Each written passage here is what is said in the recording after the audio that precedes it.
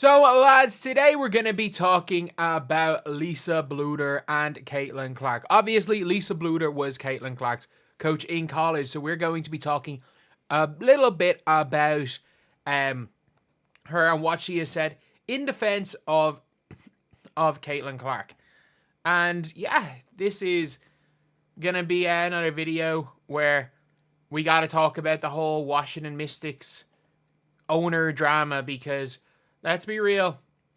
That Mystics owner kind of screwed a lot of things with what she said. And before we get on to that, if you guys are new to the channel, subscribe. We're trying to hit 40.3k by the end of the day. If we could do that, that would be insane. The goal for, if we can somehow hit we're not going to hit 41k by Christmas, but 41k by the end of the year, that would be insane. Either way, let's take a listen right here. Just named Time Player of the Year. I'm not sure if you're surprised, especially when you consider her impact not only on the WNBA, but sports as a whole. So I feel like some still don't see it that way. Like you mentioned, there's always going to be haters. But when you hear things like what Washington Mystics co-owner Sheila Johnson said, criticizing the choice of Caitlin for that award, I mean, what was your reaction to that? Oh, it's silly to me that anybody's trying to take away from something that's so good in your sport right now. I mean, this is a person that's really helped athletics, helped women's sport in a way that nobody has helped women's sports maybe since Billie Jean King. So let's get on the bandwagon and help her out, make her life a little bit easier because she is helping all of us. And sometimes, we used to tell our team, listen, when Caitlin's light shines on her, it shines on all of us. And I think everybody else needs to embrace that a little bit better. And that's 100% true, because you better believe Kate Martin would not have been the fourth, would not have sold more jerseys than A'ja freaking Wilson if it wasn't for the Caitlin Clark effect. She literally sold more jerseys than A'ja Wilson. So, yeah, that is a big thing. But that's such an important thing, honestly. Because we've got owners, we got not necessarily teams, social media, we've got media personalities. I genuinely was dude, I had someone that's kind of very much in the WNBA media ask if I was mentally ill for saying Juju Watkins isn't generational. And my response was, well, Juju Watkins isn't generational because we've seen Juju Watkins before. She is just a better version of Ryan Howard.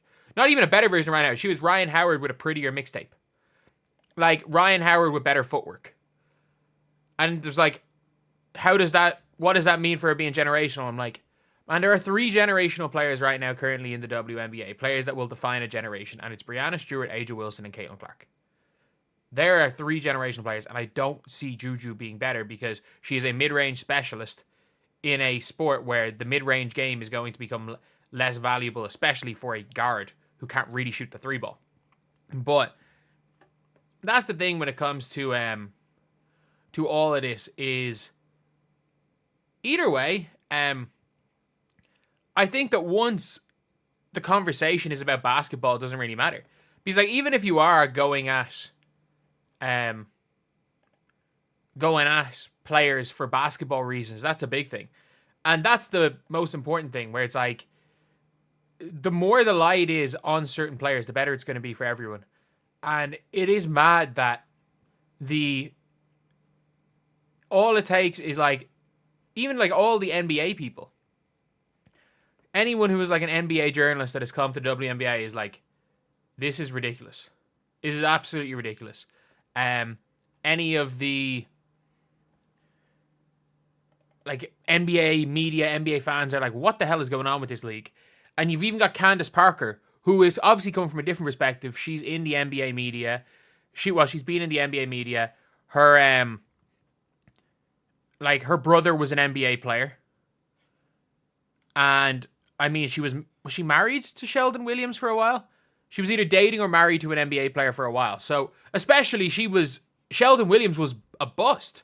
Sheldon Williams was an absolute bust, So she got the She got to see firsthand all of the like bust conversations and all of that type of stuff, and all the criticism of a game that comes with that. And I mean, it seems it's non-existent when it comes to WNBA players. And you've got Neko Wumake saying don't criticize anyone. But the reality of the situation is that all talk about basketball is good talk. Honestly, that is the most important thing. Is like, once the talk is about basketball, it's good talk. And you can see when it comes to like Lisa Bluder that she's pushing back on it. And that's the most important thing. Is that, like, at least Caitlin Clark has got people in her corner now. You've got people coming out, especially because no matter what, like, all these people who knew what Caitlin Clark was like as a person, and now even with what Caitlin Clark has said publicly in the Time article, they're like, you can't even pretend she's some sort of like hardcore right winger. So it's like they hate on her for no reason. They hate on her because she's Caitlin. Because you better believe, if the roles were reversed and Angel Reese, if Caitlin Clark kind of slowed down maybe a bit in her rookie season, and Angel Reese came back after the Olympic break shooting threes, shooting mid-ranges and averaging 20, and managed to win this award, you better believe that there would have been no talk from the Mystics owner about Angel Reese, whether or not the award should have gone to everyone instead of Angel Reese. If Angel Wilson won the award, you better believe there'd be nothing. An unpopular opinion, Caitlin Clark had a much better 2024 than Angel Wilson.